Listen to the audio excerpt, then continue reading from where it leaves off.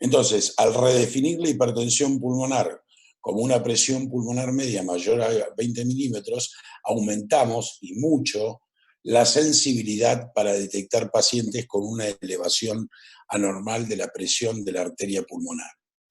Pero como también incluyó que tiene que tener una resistencia vascular pulmonar mayor a 3 unidades GUT, para los que no se acuerdan, si uno multiplica las unidades GUT por 80, le da endinas. Les decía que agregaron las 3 unidades, mayor a 3 unidades GUT, en la definición de todas las formas de hipertensión precapilar, que ahora vamos a ver. Con esto se logra aumentar también marcadamente la especificidad, es decir, para decir qué paciente específicamente tiene hipertensión pulmonar. La hipertensión pulmonar básicamente hay que caracterizarla de dos formas. Una hemodinámica, de acuerdo a las presiones que tiene y cómo están las diferentes variables hemodinámicas, y otra fenotípica. La fenotípica es cuántos grupos de hipertensión pulmonar hay. Y hay 5 grupos. La hipertensión arterial pulmonar, que hace años se denominaba hipertensión pulmonar primaria, pero hace rato que se denomina hipertensión arterial pulmonar, porque básicamente es una hipertensión del árbol arterial pulmonar. La enfermedad por enfermedad ventricular izquierda, la hipertensión pulmonar por enfermedad pulmonar o hipoxémica, la hipertensión pulmonar tromboembólica crónica, y hay alguna serie de causas multifactoriales o no poco claras que pueden dar hipertensión pulmonar. Acá vamos a ver discriminada cada grupo, el de la hipertensión arterial, básicamente idiopática, hereditaria, que está relacionado con alteraciones genéticas, la inducida por fármacos o tóxicos, asociadas a algunas enfermedades, sobre todo el tejido conectivo, HIV, hipertensión portal, cardiopatías congénitas, esquistosomiasis, hipertensión arterial pulmonar en respondedores a largo plazo antagonistas del calcio, que eso lo vamos a ver en la próxima clase, enfermedad veno-oclusiva pulmonar y hipertensión pulmonar del recién nacido. El grupo 2, debido a enfermedad cardíaca izquierda, cualquiera, con función sistólica ventricular disminuida o con función ventricular sistólica conservada o preservada, cualquier enfermedad pulmonar puede ser valvular, puede ser una estenosis mitral, ¿sí? O patologías cardiovasculares congénitas o adquiridas que conducen a una hipertensión pulmonar postcapilar.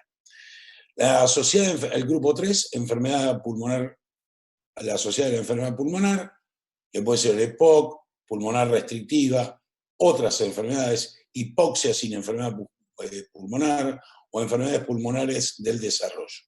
El grupo 4, básicamente hipertensión pulmonar tromboembólica crónica, pero en esta actualización de NISA se agregaron otras obstrucciones pulmonares.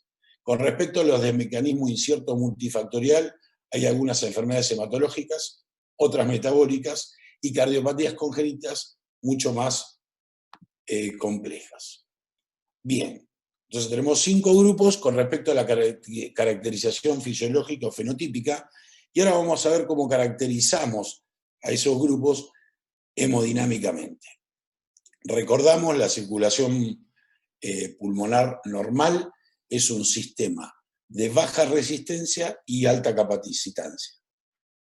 Al revés que la circulación sistémica, que es un sistema de alta resistencia y baja capacitancia. Solamente para recordarles las presiones, la aurícula derecha es de 0 a 8, el ventrículo derecho 15 a 30, sistólica, diastólica 0 a 8, si no la sangre iría para atrás. La arteria pulmonar, la sistólica de 15 a 30, con el promedio que les dije, la media mayor a 20 ahora, o 14, de 4 a 12 la diastólica, la capilar pulmonar de 1 a 10, al igual que la aurícula izquierda, ventrículo de 100 a 140, la sistólica de 3 a 12, la diastólica y la aorta 100-140 cc. Pero vamos a fijarnos básicamente en este circuito. Entonces le decía que el sexto simposio de Niza definió que la hipertensión pulmonar debía ser mayor o igual a 20 en reposo. Pero también les dije que para hablar de hipertensión arterial pulmonar se incluye la resistencia vascular pulmonar, que tiene que ser mayor o igual a 3 unidades Woods en todas las formas de hipertensión precapilar.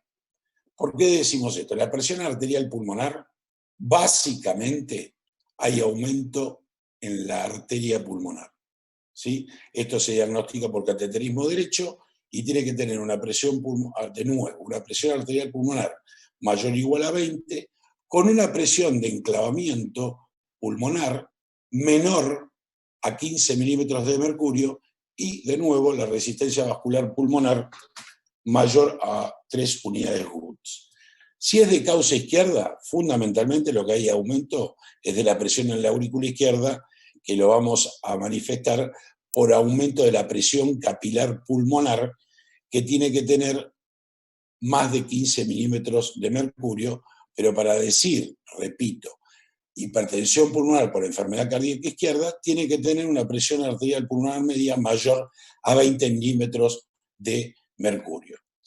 Con respecto a la asociada a la enfermedad pulmonar o hipoxemia, de nuevo los 20, tiene menos de 15 y también tiene más de 3 unidades Woods, al igual que la hipertensión arterial pulmonar. Esto después se tiene que relacionar con la patología de base que tiene el paciente, si es un EPOC, pero en cuanto al cateterismo o a la registración de presiones, es igual a la presión arterial pulmonar que hemos visto primariamente. La tromboembólica crónica, básicamente igual a la arterial pulmonar y a la enfermedad, las asociadas a enfermedades pulmonares, mayores de 20, menos de 15 de presión capilar de enclavamiento y más de 3 unidades Wood. Con respecto a los mecanismos no claros o multifactoriales, acá lo importante es saber el gradiente pulmonar diastólico, porque si está muy elevado es lo que antes se llamaba como una resistencia fija y ya declarada la hipertensión pulmonar, y en algunos casos también pueden recibir medicación específica para hipertensión pulmonar, como lo veremos en la próxima clase. Entonces, como resumen de la clasificación hemodinámica, todas las hipertensiones pulmonares tienen que tener igual o más a 20 milímetros de mercurio. La precapilar tiene que tener 15 milímetros menos de capilar y una resistencia mayor. También, como les mencioné, la enfermedad pulmonar, la tromboembólica crónica y algunas de causa no conocida o múltiple. La postcapilar, es decir, la de la aurícula izquierda, tiene más de 20 milímetros de mercurio, pero muestra una capilar pulmonar más elevada. También tenemos una llamada hipertensión pulmonar postcapilar aislada, donde tenemos más de 20 y aumento de una resistencia vascular pulmonar no tan elevada. Esto lo vemos en la enfermedad cardíaca izquierda y en las otras causas no conocidas o multifactoriales de hipertensión pulmonar. Entonces, en la hipertensión arterial pulmonar, el grupo 1, es una condición clínica caracterizada de nuevo por la presencia de hipertensión precapilar y aumento de la resistencia en ausencia, y esto es importante para el algoritmo diagnóstico, de otras causas de hipertensión pulmonar precapilar, como la enfermedad pulmonar o la tromboembólica crónica o algunas causas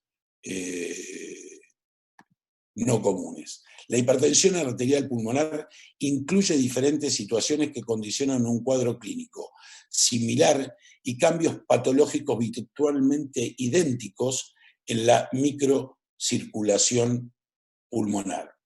También en este sexto simposio se actualizó algunas cosas con respecto a qué pacientes tienen vasoreactividad. Antes teníamos un celogen como el BMPR2, que es un gen del hueso que actúa sobre el receptor 2. Se actualizaron algunos fármacos o tóxicos que pueden dar hipertensión pulmonar y se remarcó cómo evaluar la enfermedad veno-oclusiva pulmonar y o hemangiomatosis capilar pulmonar porque pueda tener afectación sobre el tratamiento futuro.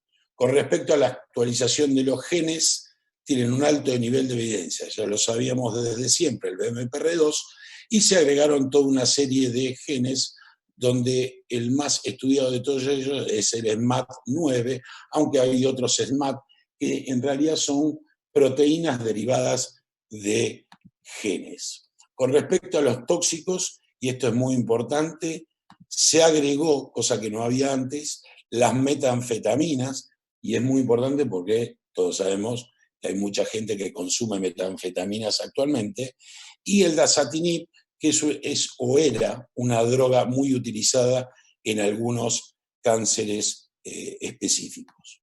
Con respecto a la esclerodermia, en algún momento se pensó que solamente la forma difusa podía dar hipertensión pulmonar, pero hoy ya sabemos que la forma localizada también puede dar hipertensión pulmonar. Y esto es importante porque la esclerodermia, tanto difusa como localizada, pueden asociarse a enfermedad veno-oclusiva pulmonar y o hemangiomatosis. Y repito, esto tiene importancia en la decisión del tratamiento a efectuar en los pacientes con hipertensión pulmonar por esta causa, que lo vamos a ver en la próxima clase. Con respecto a la epidemiología, la prevalencia observada se sitúa entre 2 y 25 casos por millón de habitantes. Y la incidencia es de 2 a 5 casos por millón de habitantes por año. La edad media de los pacientes, dos registros muy conocidos y muy grandes, o los más grandes, fue de 54 y 68 años respectivamente. Es decir, más o menos podemos hablar de la edad media de la vida. Y, por supuesto, la enfermedad cardíaca izquierda, porque es muy frecuente, es decir, el grupo 2 es la causa más común de hipertensión pulmonar. Dentro de los varios tipos de hipertensión arterial pulmonar, por lejos, la hipertensión arterial pulmonar idiopática es la más frecuente, seguida por las enfermedades del tejido conectivo y ahí muy cerca, las cardiopatías congénitas. Ahora, ¿qué pasa en nuestro país? Hemos hecho un registro de la FAC, la SAC, la Sociedad Argentina de Pediatría, la Sociedad Argentina de Reumatología y la Asociación Argentina de Medicina Respiratoria, donde se registraron pacientes con hipertensión pulmonar de las 5 causas. Se juntaron más o menos 600 pacientes, y fíjense, acá tienen todos los grupos que se asociaron, y la idiopática en este registro fue muy preponderante, sobrepasando el 50%. Aclarando una cosa, es muy difícil, no sé quién tiene abierto, es muy difícil en Argentina hacer. Anina, cerrá por favor el coso. Es muy difícil en Argentina, les decía, hacer test genéticos, con lo cual la mayoría o algunos de los pacientes con alteraciones genéticas no los diagnosticamos y terminan para nosotros siendo idiopáticas. Por eso es una alta o mayor prevalencia de hipertensión arterial pulmonar idiopática en Argentina versus registros europeos o americanos que sí pueden hacer evaluaciones genéticas de los pacientes con hipertensión pulmonar. La sobrevida es muy importante de acuerdo a la causa. Fíjense acá, la sobrevida a 5 años de la hipertensión arterial pulmonar comparada con el HIV, ¿sí? Por supuesto, los que mayor sobreviven son las cardiopatías congénitas a largo plazo. Con respecto a la fisiología o a la fisiopatología, el endotelio juega un rol central en esta patología, ya que el endotelio normal regula el tono vasomotor y controla la proliferación celular vascular. Todas las causas, por eso se agruparon en un mismo grupo de hipertensión arterial pulmonar, todas las causas de hipertensión arterial pulmonar, hacen o promueven la proliferación de células endoteliales en lesiones concéntricas y plexiformes. ¿Sí? Esto también activa la serotonina, que promueve más proliferación de células musculares lisas, promueve la alteración del receptor 2 de este gen óseo, que activa los SMAD y produce más transcripción de genes que están asociados con mayor proliferación de células musculares lisas. Esto en el tiempo lleva a una arteriopatía pulmonar hipertensiva, también se producen trombos, ahora lo vamos a ver, e inflamación arterial. Es decir, que en la histopatología de la hipertensión pulmonar, de la hipertensión arterial pulmonar, se forma una arteriopatía pulmonar denominada plexogénica, que está caracterizada por hipertrofia aislada de la media, fibroelastosis laminar concéntrica y también fibroelastosis no laminar concéntrica y excéntrica. Forma una enfermedad pulmonar veno-oclusiva denominada angiopatía pulmonar obstructiva y da hemangiomatosis pulmonar. En resumen, hay proliferación miointimal y arteriopatía plexogénica. Todo esto altera unas vías metabólicas específicas que ustedes conocen, como la vía de la endotelina, la vía del óxido nítrico y la vía de la prostaciclina. La vía de la endotelina, funcionando normalmente, disminuye la vasoconstricción y la proliferación celular. La vía del óxido nítrico aumentado da más vasodilatación y antiproliferación, al igual que la vía de la prostaciclina. Esto, como está alterado en la hipertensión pulmonar, hay una disminución del óxido nítrico y de la prostaciclina, que son los que dan más vasodilatación y antiproliferación celular, y los cambios genéticos que les mostré anteriormente, que promueven la proliferación endotelial. Entonces, lo importante de todo esto, que esta enfermedad vascular pulmonar proliferativa, con inflamación, proliferación, trombosis y vasoconstricción, lo que hace a lo largo del tiempo es dar una disfunción del ventrículo derecho por aumento de las poscargas de este ventrículo, que es lo que lleva a la muerte de los pacientes. Los pacientes no se mueren por la enfermedad arterial pulmonar o por la hipertensión pulmonar, sino que se mueren por falla del ventrículo derecho. Entonces, ya sabemos o hemos visto los grupos fenotípicos, qué paciente le decimos arterial pulmonar u otras patologías, y la fisiopatología. Vamos al diagnóstico. En el diagnóstico, como todo diagnóstico de enfermedades no muy conocidas y solapadas, y específicamente en esta patología, es un drama.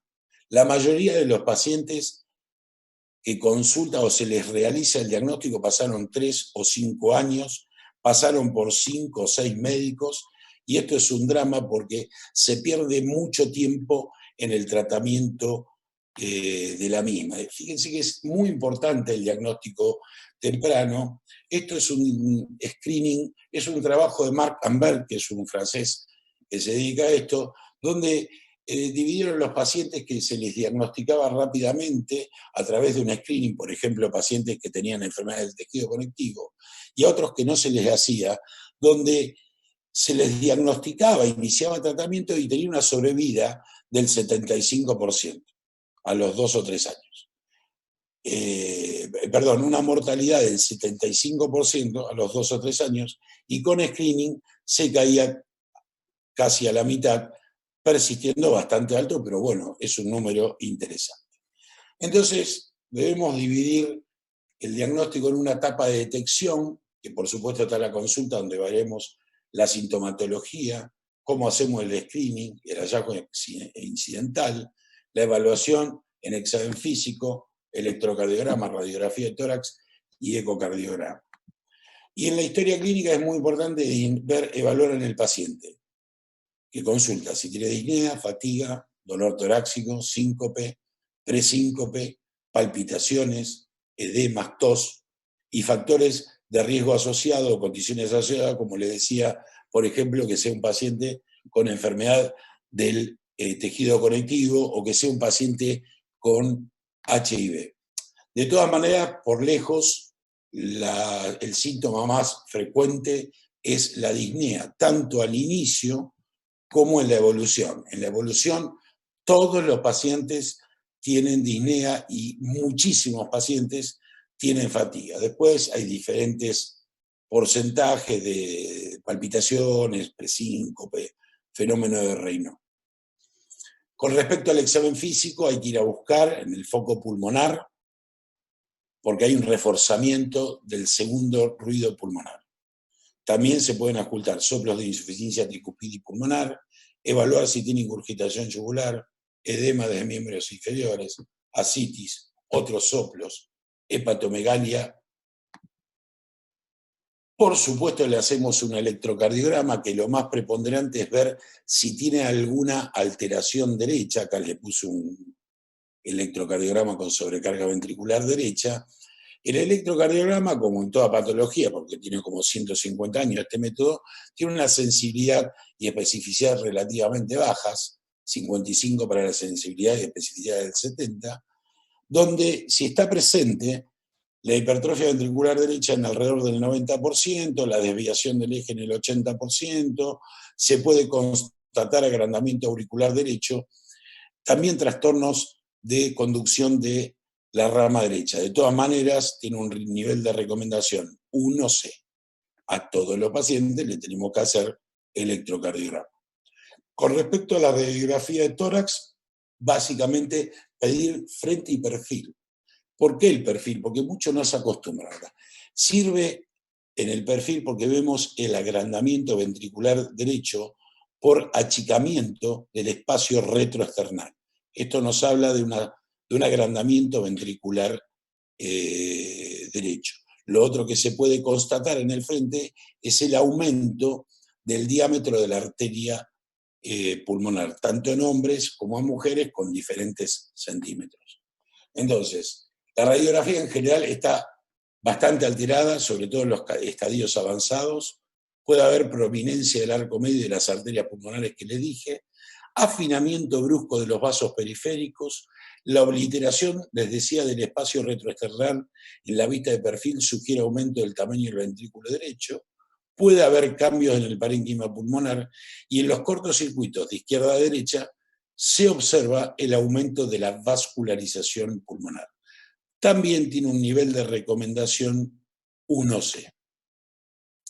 Por supuesto que en la etapa de caracterización, para ver si llegamos, la etapa de caracterización esta fenotípica y hemodinámica, tenemos que hacer, o se pueden elegir varios tests, el ecocardiograma seguro, test de función pulmonar, centellograma BQ, laboratorio, test de capacidad funcional, cateterismo derecho y en algunos casos que les voy a mostrar, test de vasoreactividad. Como test ocasionales, o depende hacia dónde nos guíe el algoritmo de diagnóstico, ecocardiograma intraesofágico, sobre todo para descartar o asegurarnos que no tenga cortocircuito de derecha a izquierda o algún cortocircuito congénito, tomografía, angiografía, resonancia magnética, laboratorio más específico, biopsia pulmonar, que prácticamente ahora o en estos días no se utiliza. Les decía que el ecocardiograma es fundamental. El ecocardiograma es fundamental para varias cosas, pero se recomienda como prueba diagnóstica no invasiva de primera elección en caso de sospecha de hipertensión pulmonar. También clase 1, nivel C. Y con el ecocardiograma, por la fórmula de Bernoulli modificada, se puede calcular la presión sistólica de la arteria pulmonar. ¿Sí?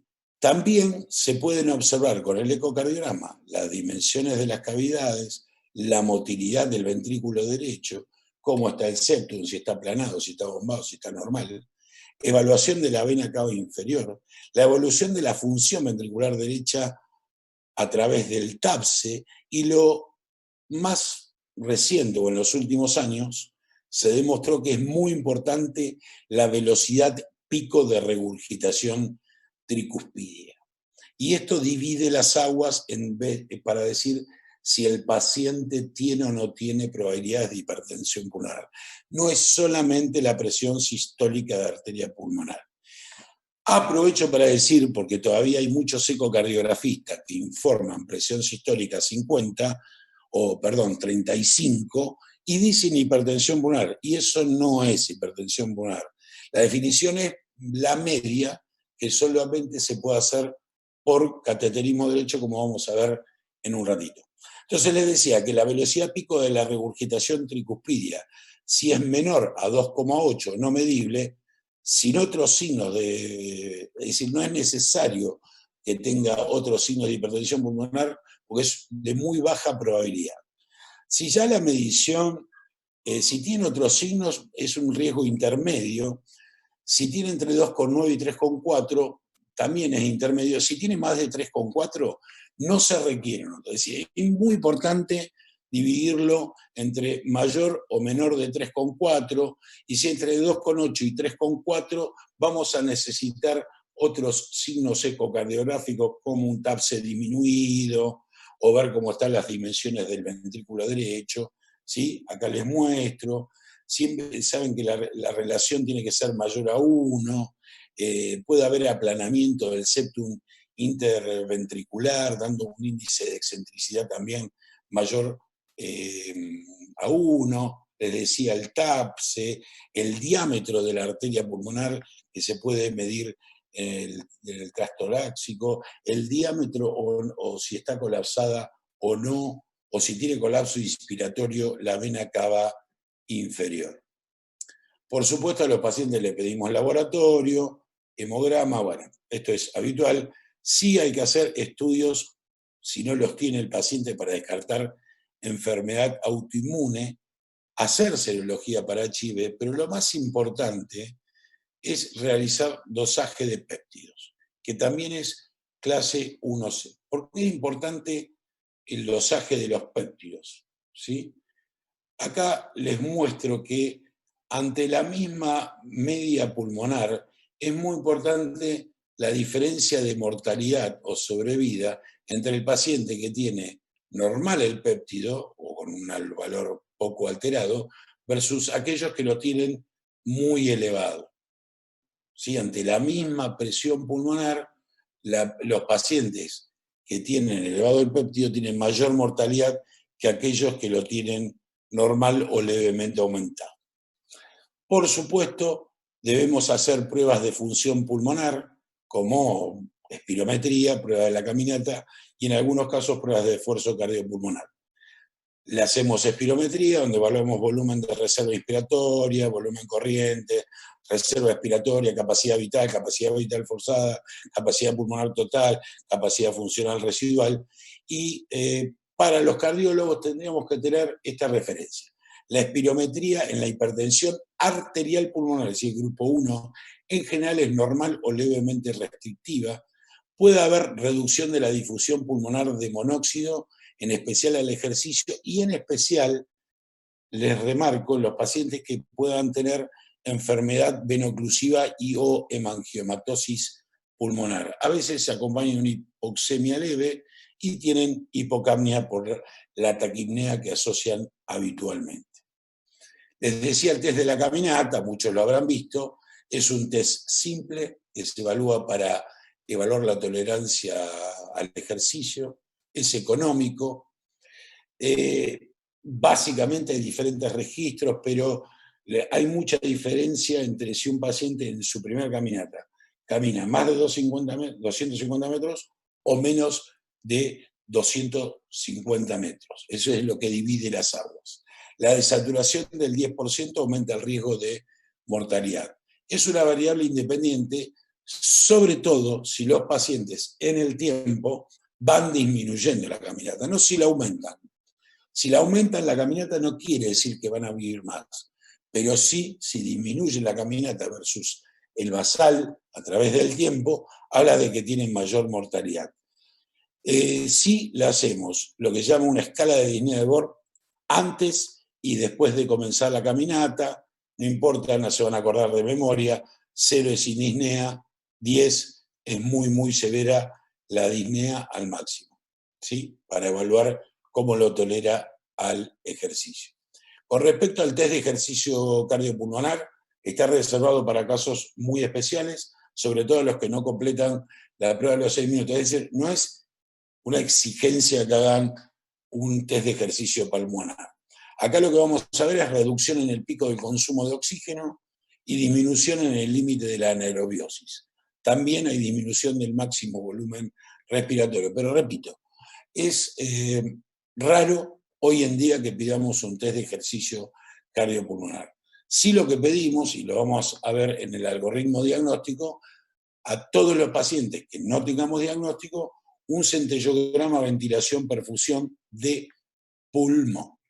¿Sí? También tiene un nivel de evidencia 1C y básicamente es para descartar la enfermedad pulmonar tromboembólica crónica en pacientes con hipertensión pulmonar no explicada. En algunos casos seleccionados pedimos angiotac de tórax, sobre todo también a los que sospechamos tromboembólica, sobre todo para ver los vasos sanguíneos arteriales pulmonares más importantes. También tiene un nivel 1C dentro de las guías. En algunas ocasiones se puede pedir una resonancia magnética de tórax para evaluar la parte vascular pulmonar, ya que la resonancia nos permite evaluar el calibre de las ramas pulmonares centrales, también sirve para la presencia de trombo en su interior, y se puede hacer un cálculo indirecto de la resistencia vascular pulmonar a través de la cine-RMI. Por último, digamos, dentro de los estudios pulmonares, podemos hacer una arteriografía pulmonar. Ya les dije o les comenté en el TEP que no es un estudio que se haga hoy de rutina, salvo en algunos casos especiales como tromboembólica, que uno le quiere hacer una angiografía pulmonar para ver si le puede ofrecer algún tipo de tratamiento, tanto quirúrgico como por angioplastia. Y uno de los últimos estudios, pero el más importante de todos, es el cateterismo cardíaco derecho. ¿En qué paciente vamos a hacer cateterismo cardíaco derecho? En los que sospechemos hipertensión arterial pulmonar, en los que sospechemos hipertensión pulmonar tromboembólica crónica y en algunos casos seleccionados de otras clases.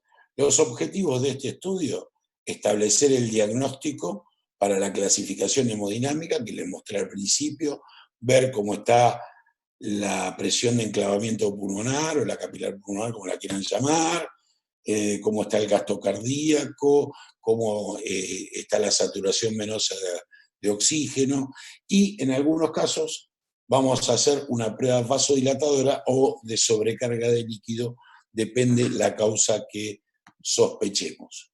Y es importante ver en qué momento de la enfermedad nos llega el paciente y le hacemos el cateterismo cardíaco derecho.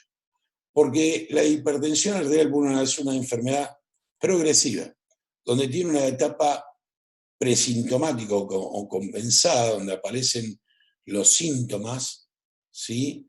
Y con el tiempo, cuando se pone sintomático o descompensada, es donde empieza a aparecer la disfunción ventricular derecha. Entonces, se sabe que en la etapa presintomática o compensada empieza a aumentar la resistencia vascular pulmonar, que se asocia con un aumento de la presión de la arteria pulmonar. Esto hasta que claudica el ventrículo derecho. Por eso, si al paciente lo estudiamos acá, nos vamos a encontrar en el cateterismo cardíaco derecho, que a lo mejor el paciente no tiene tanta presión pulmonar elevada y sí tiene una resistencia elevada, ¿sí? Sí lo vamos a asociar, y esto es por la disfunción ventricular derecha, con caída del gasto cardíaco. Entonces, depende en qué momento lo estudiemos, no nos quedemos solamente con la medición de la presión en la arteria pulmonar, ya que también debemos evaluar la presión en la aurícula derecha, porque cuando el paciente está muy evolucionado, aparte de caer la presión pulmonar, tiene aumentada la presión en la aurícula derecha, caída del gasto. Es decir, repito, no es solamente aumento de la presión en la arteria pulmonar. ¿Qué nos dicen las guías? Se recomienda cateterismo cardíaco derecho para confirmar el diagnóstico de hipertensión arterial pulmonar. Debe hacerse en centros de experiencias. Se puede considerar para monitorizar, repetir otros cateterismos cardíacos derechos para monitorizar el efecto del tratamiento farmacológico, y también se recomienda el cateterismo cardíaco derecho, que le decía en algunas situaciones especiales, sobre todo en tromboembólica y cardiopatías congénitas. Se puede hacer cuando nos queda alguna duda si la causa es de secundaria cardiopatía izquierda. Si nosotros tenemos el diagnóstico que el paciente es un probable paciente con hipertensión arterial pulmonar del grupo 1, se recomienda hacer un test de vasorreactividad pulmonar. Ahora, dentro del grupo 1, no a todos los pacientes. Al idiopático, al genético o hereditario, y si tiene consumos de anorexígeno. No a las hipertensiones arteriales pulmonares del grupo 1, tipo enfermedades del tejido conectivo, HIV u otras causas. ¿Sí? Y en general lo que hay que hacerlo es antes del inicio del tratamiento. ¿Sí? Estas 3 causas solo necesitan hacer test de vasorreactividad pulmonar. ¿Y cómo lo hacemos? Se hace con diferentes sustancias, puede ser óxido nítrico, que es el más seguro, también se puede usar epoprostenol, adenosina o iloprost. Depende cada centro su entrenamiento que hace. La mayoría les gusta usar óxido nítrico, específicamente a mí, básicamente me da lo mismo, acá tienen las dosis, no tiene demasiada relevancia, y aquí le llamamos un test de vasorreactividad con respuesta positiva. El paciente, partimos de la presión medida en el cateterismo derecho, al hacer la droga para ver si baja la presión, tiene que tener una disminución con respecto al basal de una presión pulmonar media mayor a 10 milímetros de mercurio, pero sí o sí tiene que bajar por debajo de una media de 40. Yo les digo que me parece, con mi experiencia, es muy difícil que si el paciente tiene una presión pulmonar muy elevada, baje por debajo de 40. Por debajo de 10 sí lo bajan. Por debajo, digamos, el promedio, pero por debajo de 40 no se baja. Después, si quieren, me hacen alguna pregunta. De todas maneras, tenemos que saber que solo el 10% de esos 3 grupos de pacientes, idiopático, hereditario, anorexígeno o fármacos, tendrán un test positivo de vasorreactividad. Esto es importante para el tratamiento posterior. Y que de ese 10%, solo la mitad siguen siendo respondedores más allá de los 3 a 6 meses. En los pacientes respondedores y positivos se recomienda realizar un nuevo test de vasorreactividad entre los 3 y 6 meses. Entonces, bueno, siempre en centros de experiencia, repito, en qué paciente se lo recomienda: idiopática, hereditaria, asociada al consumo de drogas, que es para detectar los pacientes tratables con altas dosis de beta-bloqueantes, que lo vamos a ver en la próxima clase. ¿Sí? De nuevo, la definición a qué se denomina positiva: una reducción de más de 10 milímetros de mercurio de la presión pulmonar media, y que la presión pulmonar media tiene que bajar de 40, con un gasto cardíaco que se mantenga igual o aumentado. Como les decía, la mayoría recomienda óxido nítrico para realizar el test de vasorreactividad. Ahora, una vez que vimos todos los estudios que se le pueden hacer a un paciente con hipertensión pulmonar, vamos a ver el algoritmo diagnóstico. Por supuesto que, como en todo algoritmo diagnóstico, es fundamental y para mí clave los signos y síntomas y la historia compatible, es decir, un buen examen físico con electrocardiograma, radiografía, para evaluar eso. Si lo sospechamos, le tenemos que pedir un ecocardiograma. y esperemos el resultado de la ecocardiografía. Si en la ecocardiografía no tiene hipertensión pulmonar, la velocidad de regurgitación tricuspide es normal, digamos, tiene una probabilidad baja, hay que considerar otras causas de los síntomas que presenta el paciente. Si en cambio, me equivoqué. Si en cambio la probabilidad es alta o intermedia, hay que considerar por frecuencia descartar que el paciente no tenga una cardiopatía izquierda o no tenga una enfermedad pulmonar. ¿Sí? Eso se puede ir descartando por electrocardiograma, por pruebas de función pulmonar, porque hay pacientes de EPOC que, por ejemplo, no se conocían, un ataque de tórax, gases arteriales. Digamos, no porque ya el ecocardiograma diga que tiene hipertensión pulmonar es del grupo 1, sino que hay que descartar primero el grupo 2 y el grupo 3. Se confirma el diagnóstico de cardiopatía o enfermedad pulmonar, tratarlo como corresponde, signos de hipertensión pulmonar, disfunción grave. ¿Sí? Referir a un centro especializado. Si hay ausencia de signos de disfunción ventricular, hay que tratar la enfermedad subyacente. Si es no, digamos, descartamos que tenga disfunción ventricular grave, descartamos que no sea cardiopatía isquémica, cardiopatía izquierda, descartamos enfermedad pulmonar. Ahí, el paso siguiente, hacemos un centellograma de pulmón, que debemos ver el resultado del centellograma, ¿sí? Si es sí, es probable que este paciente tenga una hipertensión pulmonar tromboembólica crónica y ahí le agregamos un angiotac pulmonar y aparte le hacemos el cateterismo derecho para estadificarlo, a ver cómo están las presiones, más una angiografía pulmonar en general.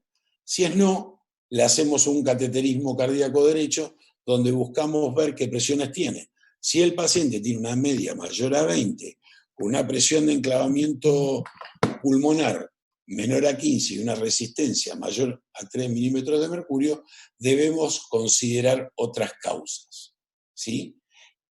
Si es no. Si es sí, debemos pensar fuertemente que es una hipertensión arterial pulmonar y hay que hacer las pruebas diagnósticas más específicas, es decir, descartar del grupo 5, tratar de descartar que no tenga enfermedad del tejido conectivo, evaluación de fármacos o toxinas, HIV, cardiopatía congénita, hipertensión arterial puertopulmonar, que no tenga esquistosomiasis, si supongamos el paciente vive en Brasil o ha vivido mucho tiempo en Brasil, tienen mucha esquistosomiasis, descartar que no tenga enfermedad vascular pulmonar, hasta que llegamos a la hipertensión arterial pulmonar idiopática.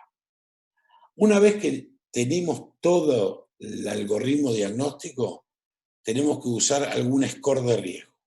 Este es el que propone la Sociedad Europea de Cardiología, donde lo formó un semáforo verde, amarillo, rojo, debido a la presencia o ausencia de algunas cosas que ahora vamos a ir discriminando. Si es verde, el riesgo de mortalidad al año es del 5%, amarillo entre el 5 y 10, y el alto es mayor al 10%. ¿Y qué debemos evaluar? Signos clínicos de insuficiencia cardíaca derecha, progresión de los síntomas, síncope, la clase funcional, cómo está el test de la caminata, un test de esfuerzo cardiopulmonar si se hace, como les dije, la concentración de péptidos natriuréticos, cómo está el ecocardiograma y parámetros hemodinámicos hechos en el cateterismo cardíaco derecho. Depende a la ausencia o presencia de ellos, se cataloga a los pacientes, les repito, en riesgo bajo, intermedio o alto. Son varias variables, no es fácil acordársela de memoria. Para lo que estamos entrenados, generalmente nos acordamos. Los signos de alto riesgo, para ir resumiendo, signos de insuficiencia cardíaca derecha, progresión rápida de los síntomas, que tenga síncopes a repetición, que esté en clase funcional 3-4, un test de la caminata con muy pocos metros, menor a 165, un consumo pico de oxígeno menor al 35% del predicho, un péptido natriurético BNP mayor a 300 o un NT-proBNP mayor a 1400, un área de aurícula derecha mayor a 26 centímetros que tenga la presencia de derrame pericárdico y una presión en la aurícula derecha mayor a 14 con un índice cardíaco disminuido. Eso propuesto por la Sociedad Europea de Cardiología en sus últimas guías de 2015.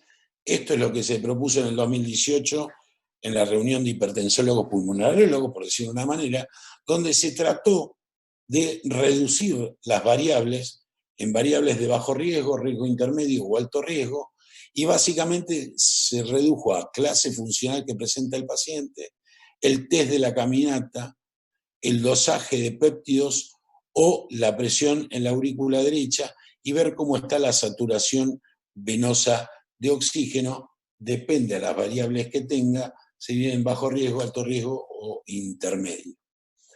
El registro francés utilizó estas variables resumidas y si el paciente presentaba 4 criterios de alto riesgo, fíjense acá, tenía una mortalidad a los 5 años casi del 90%, versus los pacientes que no tenían ningún criterio o un criterio o hasta 2 criterios, la sobrevida era bastante importante a los 5 años.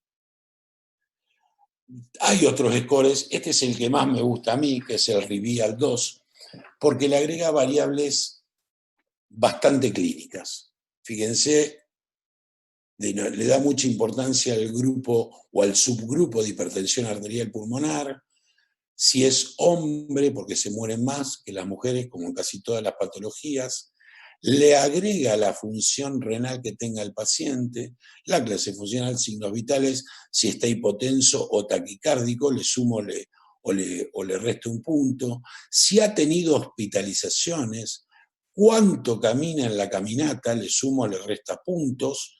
Les decía el dosaje también acá de péptidos natriuréticos, si tiene derrame pericárdico, cómo le dio la DLCO en la prueba de función pulmonar y cómo está el cateterismo derecho, es decir, si tiene más o menos resistencia vascular pulmonar y la media.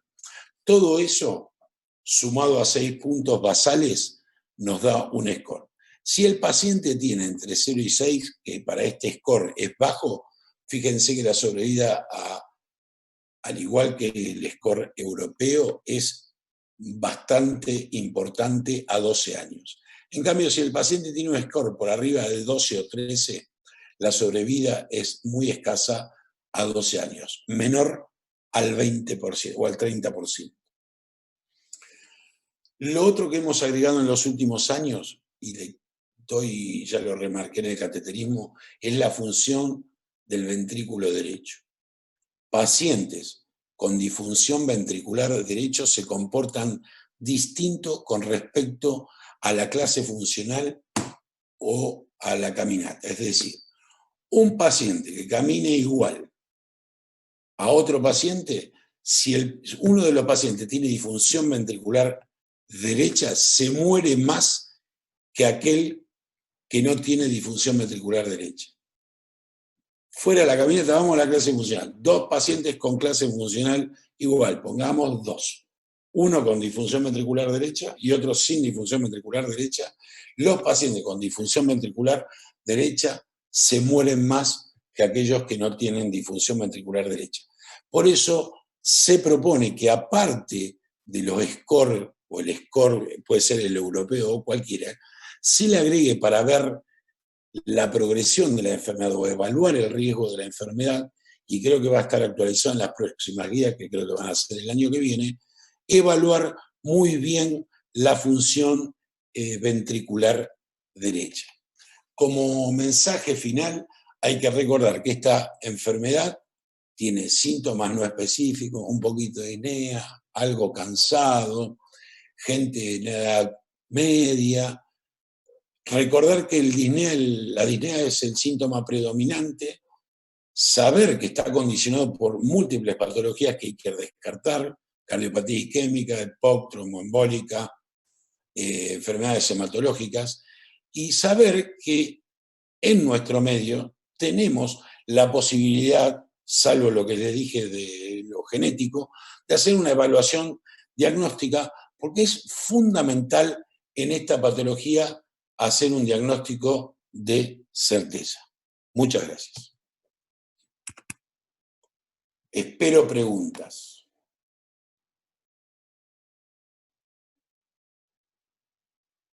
¿Preguntas? ¿Cómo va, Martín? ¿Qué hace Tincha? Sí. Fabián, te consulto. En tu experiencia, ¿tenés paciente que hayas visto con hipertensión pulmonar asociada al HIV? Tengo pacientes con HIV. Ajá. Tengo pacientes, y la verdad que los pacientes con HIV, antes de los tratamientos específicos que los vamos a dar en la otra, no andaban bien, y la verdad que ahora son los que mejor andan. ¿Por No qué con, al tratamiento específico?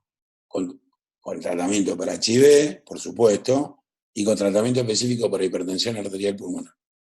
Puede ser una pregunta tonta, pero No, ninguna pregunta tonta. bueno, el HIV, o sea, la hipertensión pulmonar que vos viste, ¿estaba relacionada con el HIV controlado o no controlado? Cuando lo empecé a tratar al paciente, llevaba pocos meses de la triple terapia que hacen. Ajá. Empezó el diagnóstico, se lo hicieron, no tenía demasiados síntomas de HIV, pero se lo diagnosticaron y fue a ver un médico, disnea, le hace un eco, se ve presión pulmonar y ahí lo empezamos a estudiar. Y bueno, pero a este paciente le hicimos cateterismo cardíaco, no, sin test de vasorreactividad, porque no está dentro del grupo que hay que hacer el test de vasorreactividad. Y empezó con tratamiento específico con triple droga y la verdad que anda muy bien. Ya hace como 8 años. Y está en clase funcional 1. Perfecto. Y Y todo en el registro Impulsar, lo que pasa tampoco da para discriminar tanto, porque si no hacemos una charla de 200 horas. Los pacientes con HIV, al igual que los registros extranjeros, andan muy bien. y con respecto a los pacientes que necesiten, por ejemplo, drogas que sean muy caras, como sabemos que son, ¿te ves limitado en la práctica? Yo las pido, Martín. Después, porque si ¿Están la gran mayoría o no? esto es anecdótico, después vamos a ver y podemos charlar de los costos. Pero si no somos el último orejón del tarro, Mm. si yo no le indico la droga que considero que le tengo que indicar porque es cara, y viene el primo que es abogado y me dice, ¿por qué no le indicaste esta droga que está en Argentina? Ajá. Porque en realidad tenemos entes regulatorios en el país que deberían dejarla entrar o no, o comercializarla o no. ¿Yo qué tengo que ver con eso? ¿Se entiende dónde voy? Sí. Con lo cual, si tiene indicado, yo le indico. Después, si le dicen que no, no es mi problema, es problema del paciente y de su cobertura social. ¿Se entiende? Sí. Pero no lo digo solamente para hipertensión, para lo que sea. Si no Ujú. somos el último orejón del terror y se la agarran con nosotros. Y nos amenazan, que no, que te saco la obra social, que no puedes facturar. Bueno, flaco, pero habla vos con los entes nacionales para que no lo hagan. ¿Qué tengo que ver yo? Un simple tipo, tengo que parar lo que dejaron entrar. ¿Se entiende? Sí, sí, sí. Con respecto al diagnóstico de hipertensión pulmonar, vos que trabajás en otros sanatorios que por ahí a lo mejor no tengan tanto acceso por cuestiones de obra social, la gran mayoría de los diagnósticos lo haces, puedes No, hacerlo por ejemplo con PAMI o otros, ¿no hay escuchá, problema? la mayoría de los pacientes en el país que tienen las drogas específicas Sí, de alto costo son de PAMI, mira, para arrancarte lo digo.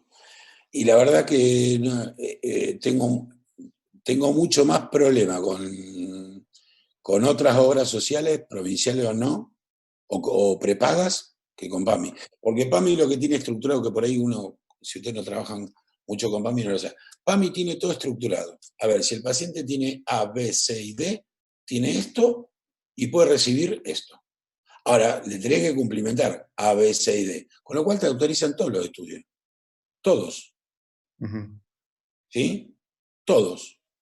Bueno, ahora por una cuestión, no es porque, es por una cuestión metodológica, porque hoy lo charlaba con Fernando, y muchos no están haciendo centellogramas, ventilación, perfusión para no soplar por el COVID, pero se puede hacer también, porque si vos le ves una placa de tórax normal y le ves, digamos que eso es la ventilación es normal, y le ves la perfusión alterada, es casi el mismo diagnóstico.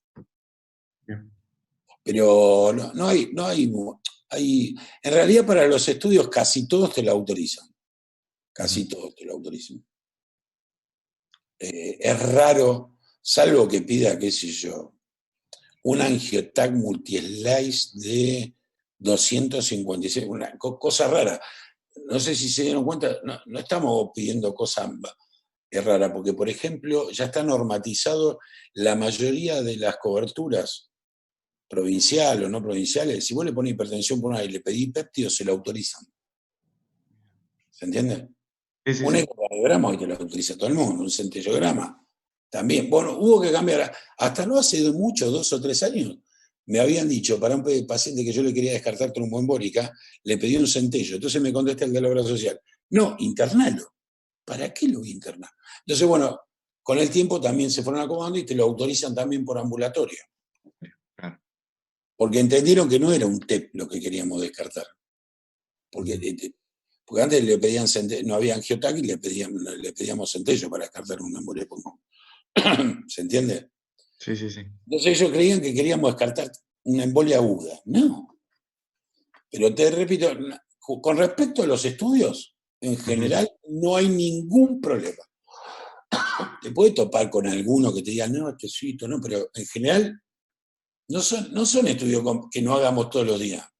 Un Ujú. electro, una placa, laboratorio con péptido, eh, un cateterismo cardíaco derecho que sale un tercio de una angioplastia. No hay demasiado problema con los estudios. Sí, después hay problema con la medicación. Ujú. Bien. Bueno, gracias. ¿Alguien más? O fui muy claro o no se entendió nada. Vanina. Sí, no sé quién habló. Sí, Ezequiel. Me imagino porque no me sacaba el nombre.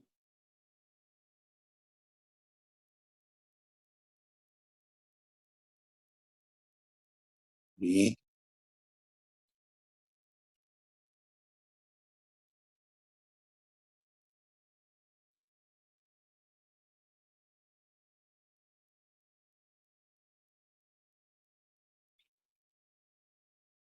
Los pacientes con EPOC, con hipertensión pulmonar, se mueren más que aquellos que no tienen hipertensión pulmonar, porque, repito, ese paciente, a la larga, si bien no es tan elevada, se muere de falla ventricular derecha. ¿Sí? Si el paciente viene con historia de POC y le hace un eco y tiene hipertensión pulmonar, por lo menos hasta hoy no hay una medicación específica para tratar la hipertensión pulmonar en los pacientes de POC. El jueves que viene, por ahí, yo lo entiendo que quieran saber de tratamiento, pero era muy largo, fíjense, tuvimos casi una hora, y si tengo en el tratamiento tampoco es tan corto, vamos a estar otra hora en el tratamiento específico. Pero hoy en día, te lo resumo, el EPOC con hipertensión pulmonar hay que tratar el EPOC. ¿Sí? El paciente con enfermedad cardíaca izquierda, hay que tratar la enfermedad cardíaca izquierda. ¿Sí?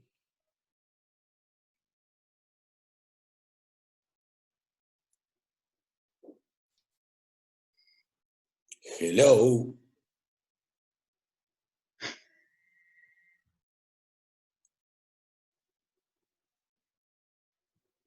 ¿Y entonces? Quedó todo claro entonces. ¿Cómo, Tincho? Parece que quedó claro todo. Sí, Yo el último mensaje, que casi lo pongo en la diapositiva final. A la hipertensión pulmonar, el diagnóstico se llega por descarte, al que vos quieras, por descarte. La enfermedad cardíaca y la EPOC son las más frecuentes, es decir, el 2 y el 3, y a la 1 por descarte.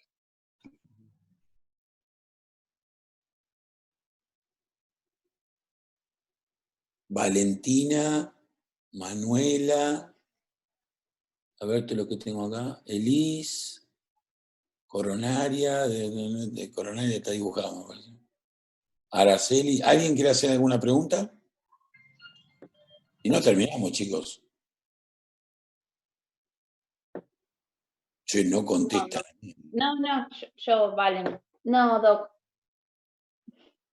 ¿No qué? No quiero, yo por lo menos no quiero hacer ninguna pregunta. Bueno, está bien. Bueno, gente, nos vemos el jueves que viene.